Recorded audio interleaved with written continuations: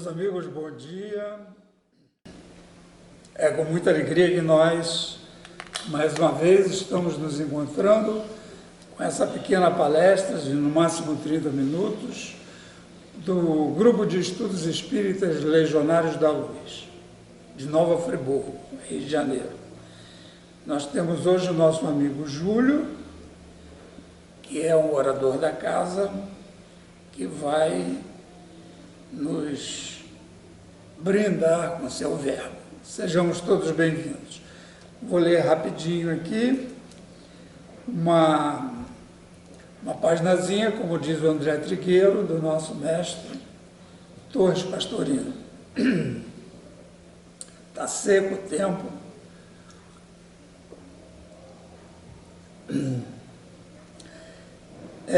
Mensagem 162. Viva com simplicidade. Por que complicar as coisas? Você acabará atrapalhando sua própria vida, porque as complicações nos atrasam.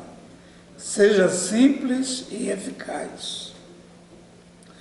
A simplicidade olha a natureza sem colocar óculos. Eu já preciso de óculos, né? Quando puder, resolva as coisas sem complicá-las. Faça-o em seu próprio benefício. Busque na simplicidade a solução de todos os seus problemas. Muito sábio, Pastorino.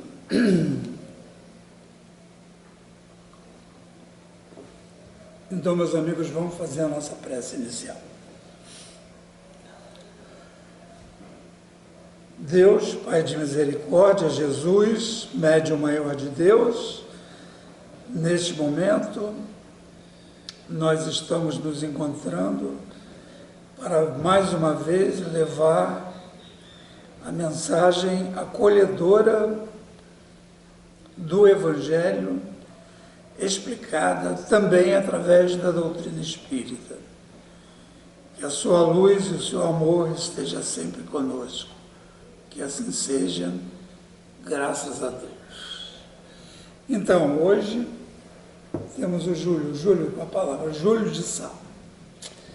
Bom dia, boa tarde, boa noite. Agradeço a oportunidade de poder dividir nessa casa um pequeno estudo. E hoje a gente vai falar sobre empatia, a evolução necessária.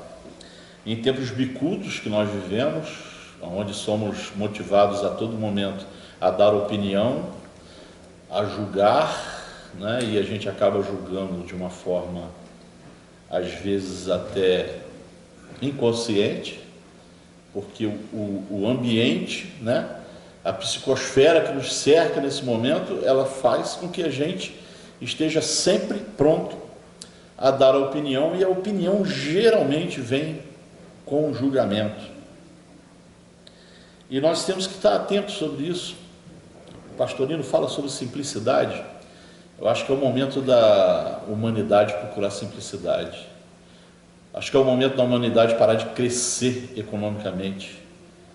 O planeta não suporta mais crescimento econômico. Nós temos que rever o nosso conceito de consumo. E a empatia é uma forma da gente rever isso.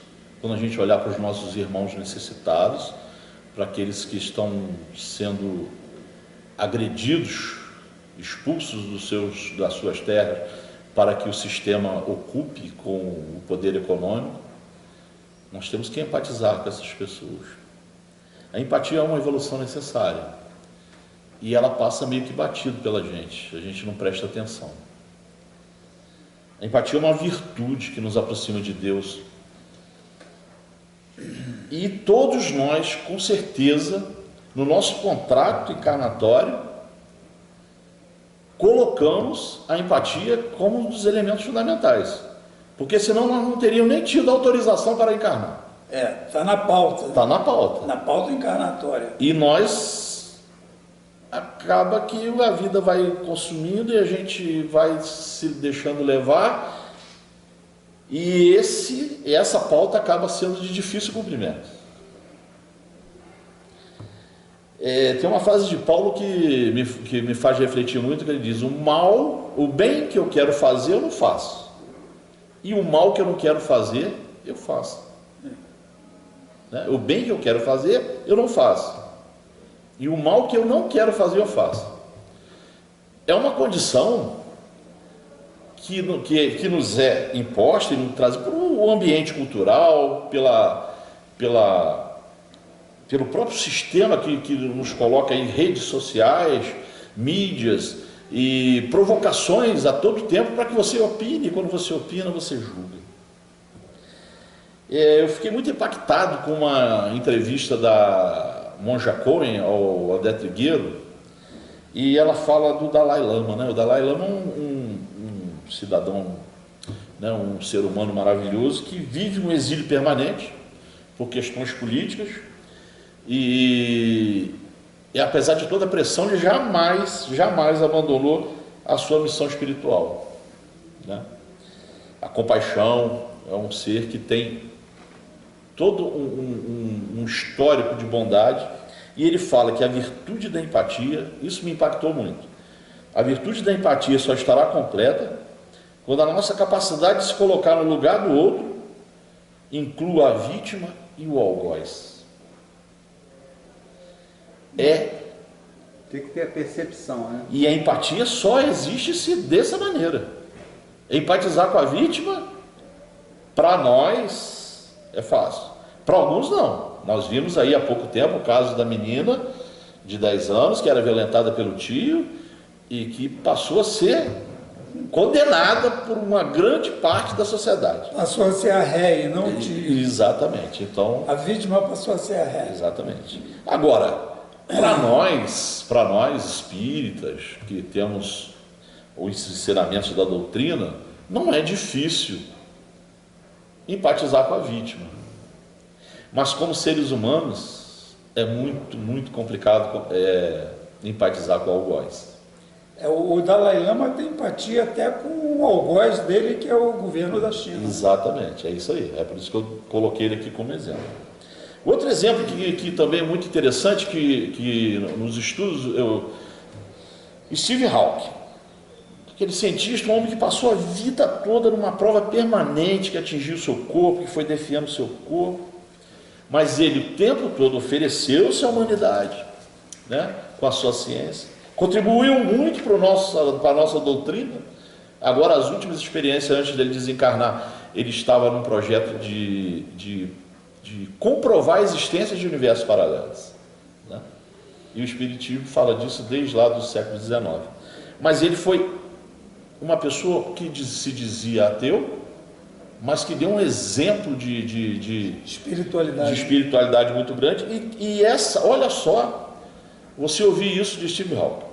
A qualidade mais humana que eu gostaria de ampliar é a empatia.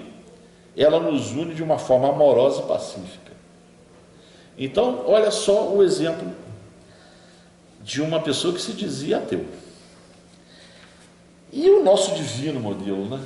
Jesus, a toda a sua vida foi de empatia.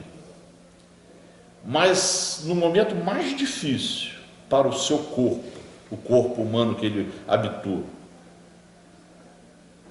ele pede a Deus que perdoe os seus algozes. Eles não sabem o que fazem. Ele disse, eles não sabem o que fazem. Na cruz ele conseguiu sair dela, se colocar no lugar do algoz e entender que eles estavam fazendo uma coisa que eles nem sabiam por que estavam fazendo. Empatia.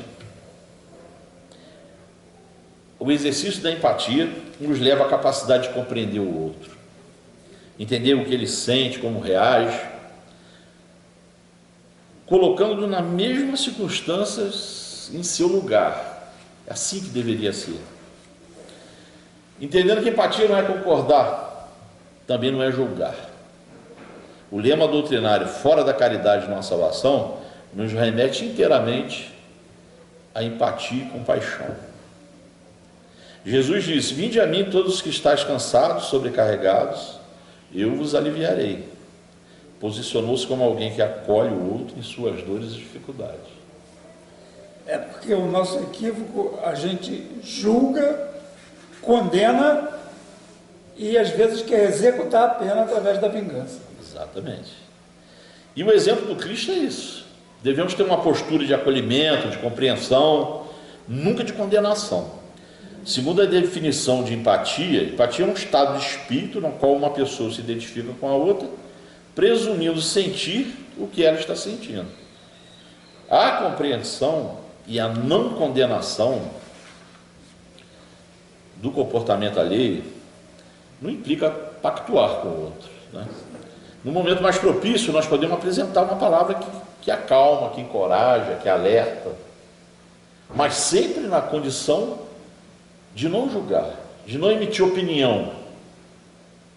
Julgar uma ação é diferente de julgar o indivíduo que erra.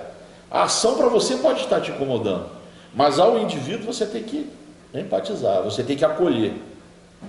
Sim, parece que é São Tomás de Aquino, se não estou enganado, que diz que nós devemos odiar o pecado e amar o pecador. Exatamente. Então, é exatamente isso que eu falo aqui em seguida, né? Você pode ser contra a prostituição, mas você tem que acolher a prostituta. Você tem que estar de braços abertos para ela. Você deve ser contra o aborto, mas não pode ser contra quem aborta. Você tem que acolher. Essa pessoa precisa ser acolhida.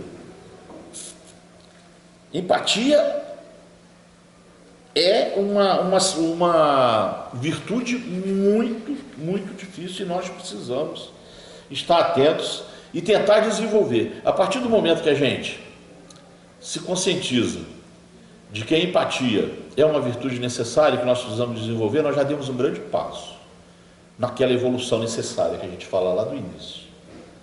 Joana de Ângeles adverte: a questão do julgamento das falhas alheias constitui um grave cometimento de desumanidade em relação àquele que erra. O problema do pecado pertence a quem o pratica. Não cabe a você opinar ou tentar fazer proselitismo, né? Em muitos momentos, alguns de nós, algumas denominações religiosas, pode aproveitar esse momento de fraqueza de uma pessoa para fazer proselitismo, para chamá-lo de pecador, para condená-lo. Isso me lembra a questão da mulher adulta, né, que queriam apedrejar e Jesus interviu. Exatamente. E cobrou empatia. Sim. Aquele que não tem pecado atira a primeira pedra. Exatamente. E pois é, então nós temos que exercitar a tolerância. A tolerância, ela se impõe. E voltando, a empatia faz parte do nosso contrato evolutivo. E quando nos deparamos com a sua complexidade, aí entendemos o quão distante estamos de cumprir o nosso contrato. A empatia conduz a pessoa a um estado de solidariedade, e essa virtude é o caminho para extirpar o egoísmo. E o grande caminho da empatia é saber escutar. Para escutar, é preciso ouvir com atenção, né? Mostrar interesse. E escutar nos dias de hoje é muito complicado, né? Nós temos aí os celulares, os computadores, né? Às vezes você está conversando com uma pessoa e a pessoa ainda tem a coragem de falar assim: ele pode falar o que eu estou ouvindo, e lá no celular, dedilhando. Nós precisamos foco e atenção para quem está precisando da empatia, da nossa empatia, do nosso ouvir. É um aprendizado difícil, é duro, mas é absolutamente necessário. Nós que pretendemos evoluir espiritualmente, temos que estar atentos. É absolutamente necessário desenvolver a empatia. Nós falamos muito de caridade, nós do movimento espírita, né? E Paulo diz que a verdadeira caridade não se mostra apenas na beneficência, mas na reunião de todas as qualidades do coração, na bondade e na benevolência para com o próximo. E aí, por falar em empatia, queria falar nisso. Nós estamos no Setembro Amarelo. no meio de uma pandemia. Os estudiosos dizem que a escala de ideação suicida, nesse momento, está se tornando epidêmica. Também. Esse momento aumentou. Por quê? O isolamento, a solidão, a depressão, o desemprego. E muito interessante porque aí a gente vai entender por que Friburgo está tão presente nas estatísticas de tentativa de suicídio e de suicídio. O primeiro causador de suicídio, causador não, né? O executor do suicídio, são os agrotóxicos. Regiões onde tem concentração de agrotóxicos, a possibilidade do aumento do suicídio é muito grande. Primeiro porque o agrotóxico, no uso, ele atinge o seu sistema nervoso central e atrai para a pessoa doenças de natureza psicológica, né? Depressão, ansiedade, psiquiátrica. O segundo, regiões, países onde a compra de armas de fogo é facilitada. Sim, junta as duas coisas. E depois vem pontes, prédios, medicamentos.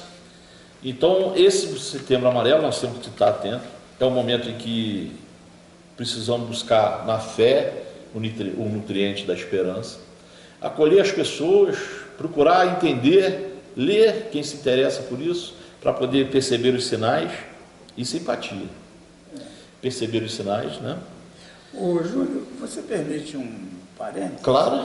Quando você falou no agrotóxico, o agrotóxico ele fica ainda nos produtos transgênicos que nós consumimos, né? Não é só o lavrador que é contaminado, nós também somos contaminados com essas ideias suicidas através do agrotóxico.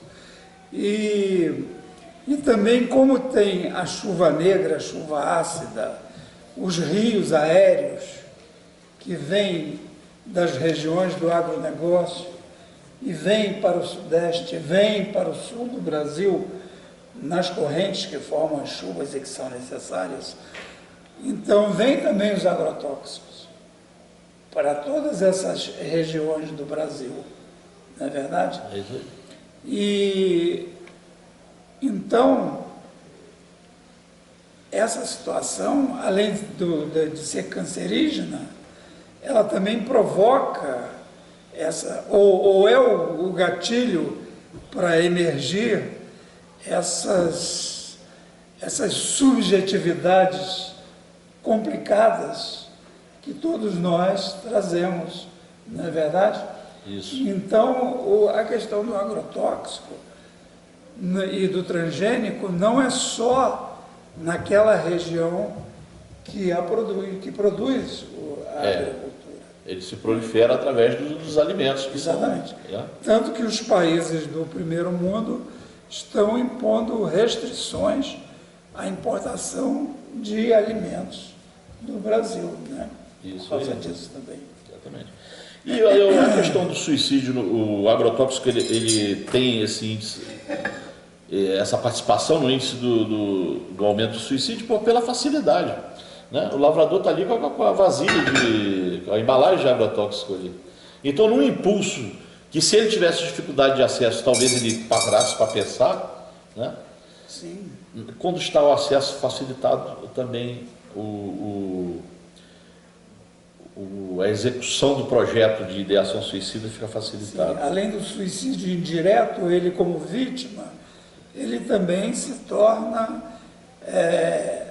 algoz de si mesmo, porque o produto está ali. Ele não é só contaminado pela ambiência, mas ele tem o produto.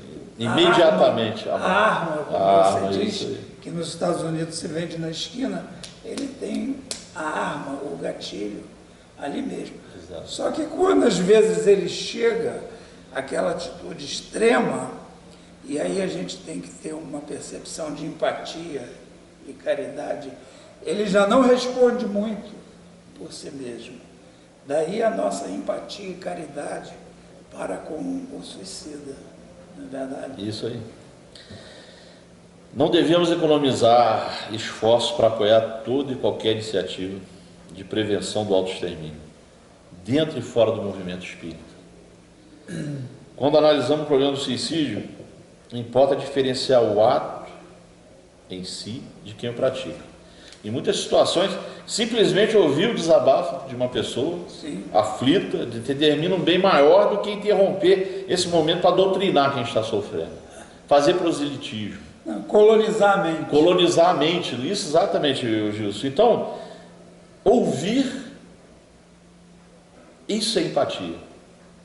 O CVV, que é o Centro de Valorização da Vida, quem precisar acessar é pelo número 188. Os voluntários do CVV, eles não emitem opinião, eles não dão conselho, eles só não falam em religião, estamos aqui para te ouvir. O tempo todo que você precisar, eu vou estar aqui do seu lado. Isso é empatia. Jesus, quando traz o Evangelho para o nosso planeta, Jesus ressignifica Deus para nós, né? Aquele Deus de Moisés, aquele Deus da guerra, que era necessário naquele momento. Dente por dente, a lei de Talião, aquele Deus, Jesus vem com a segunda mensagem e ele ressignifica Deus. Ele diz: amai a Deus sobre todas as coisas e ao próximo como a si mesmo. Aqui estão todas as profecias. E quando a gente fala em amar o próximo como a si mesmo, nós estamos falando de empatia. E nós nós dizemos e afirmamos que somos cristãos, né? Então, para ser cristão tem que amar o próximo. Para amar o próximo tem que ter empatia. E tem que ter empatia daquela que o Dalai Lama nos pede, na mesma medida, para a vítima e o algoz. É uma tarefa, irmãos. Jesus pede: não julgueis, pois o julgamento que usardes ser-vos aplicado ainda mais severamente. Fiquemos atentos à lei de causa e efeito. O exercício da empatia é tarefa permanente. Está diretamente ligado ao projeto de Deus para todos nós. Deus tem um projeto definido para todos nós, que é o projeto da perfeição. Sim. Para isso ele mandou o Filho dele como um divino modelo, né? Então, precisamos nos habituar a ver com os olhos da alma, né? Para que possamos ver que a alma do outro, o que a alma do outro está sentindo.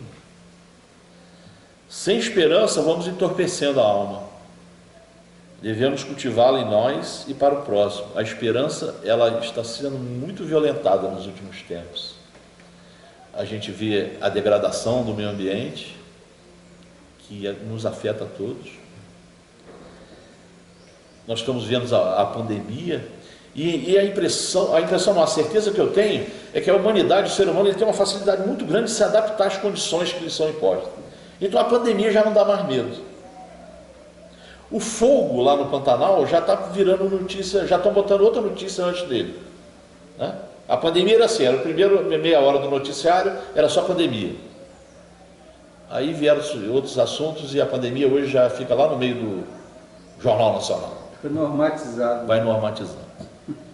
E o incêndio no Pantanal também já não é mais a primeira notícia, como foi há 2 semanas atrás. Ele já está lá no meio do jornal. Por quê? Porque nós vamos nos acostumando. Ou seja, nós estamos deixando de cultivar a esperança nos nossos corações. Vivemos tempos difíceis, né? A intolerância é a marca desses tempos. Mas para nós que escolhemos seguir uma filosofia que tem como caráter religioso os exemplos de Jesus, nós não podemos nos deixar levar pela onda que está arrastando o nosso planeta para um caminho muito ruim. Nós temos que nos posicionar, irmãos.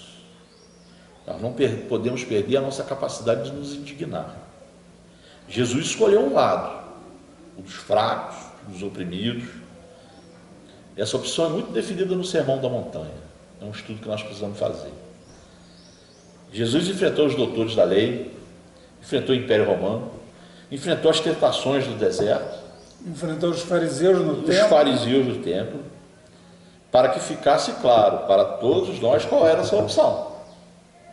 Nós, espíritos que estudamos a doutrina, nós temos clareza, a não ser que queiramos fechar os olhos. Mas quem aqui tem coragem de enfrentar o status quo? Pois é. O Evangelho nos alerta. A história está cheia de exemplos. Não, estou falando aqui, hoje, não estou falando lá atrás, estou falando Sim, hoje, agora. mas acontece que a história, ela não é uma história só do passado. A história é contemporânea hoje ou também, amanhã. né? É a história da vida diária, a história do cotidiano. O Evangelho nos alerta para os falsos profetas. Eles arrastarão multidões em nome de Deus. Fiquemos atentos aos líderes, inclusive espíritos, que se afastam da ética e da lisura em nome de propostas que se perdem no meio de interesses que estão longe do que podemos chamar de decente. É porque o que a gente vê no ambiente espírita, no movimento espírita, é muita conivência por omissão. Exatamente. Quando não, por apoio ao status quo vigente no Brasil. Isso. Exatamente. Você não vê um espírita defendendo um terreiro de Umbanda e Candomblé quando é atacado por fundamentalistas ligados à milícia, ligados ao governo. Você não vê uma posição da Federação Espírita Brasileira, nem as estaduais, né? Então, a gente tem que ter muito cuidado com essa omissão, essa conivência por omissão, com a situação toda muito diferente da posição de Jesus. Esse é o alerta. O alerta é que nós temos o divino modelo. Fora da caridade não há salvação. Não só a caridade da beneficência, como diz Paulo, mas a caridade que resgata a dignidade, que resgata a cidadania, que combate preconceito, luta pela igualdade, pela justiça social, a que empatiza com as necessidades e a luta da população que sustenta o sistema na base da pirâmide. Sim, e consome também. E nós temos que estar alerta, nós espíritas temos que estar alerta, porque nós temos alguns dados do espiritismo que me incomoda.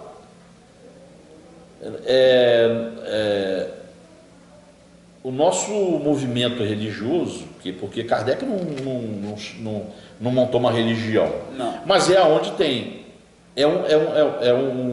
Tripé. é uma doutrina de elite. A branca, europeia, Branca, francesa, onde tem o maior graduação de estudo.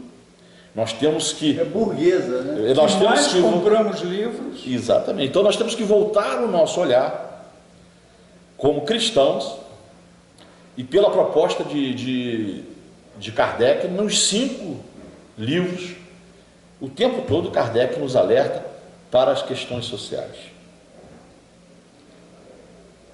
E a empatia é o principal elemento da caridade que nos aproximará da evolução necessária em direção ao divino modelo.